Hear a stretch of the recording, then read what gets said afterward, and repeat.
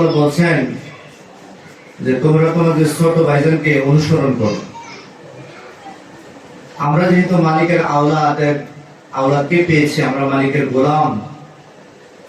মালিক মৌলা যাকেই বলে যান তাকে অনুসরণ করা ভক্তের জন্য ফরজ।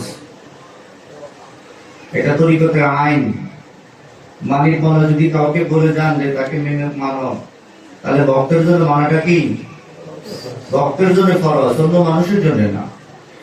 তো সেই হিসাবে ভাইজান তিনি যখন দাড়ি কেটে পাকে নাই, অনেক তখন ছোট, ভাইজানের বয়স তো কম, কিন্তু দাড়ি কেটে পেকে মনে অনেক বয়স এসেছে, ব্যাপারটা এইরকম না। তো ভাইজান ওনার ব্যাপারে মালিক মৌলার অনেক কওল, অনেক উক্তি, অনেক বর্ণনা রয়েছে। দরবার শরীফের কাজকর্ম ভাইজান করেছেন, আমরা দেখেছি। কারণ দরবার শরীফে আমার চাইতে আপনারা অনেক অজ্ঞ, অনেক অভিজ্ঞ এই ব্যাপারে আপনারা জানেন।